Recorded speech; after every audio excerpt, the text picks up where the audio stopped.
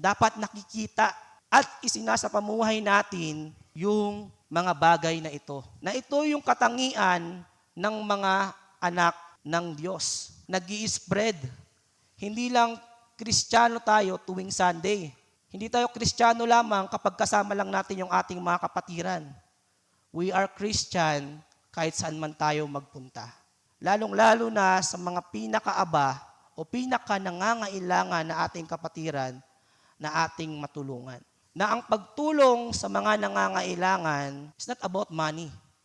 Yes, pwede.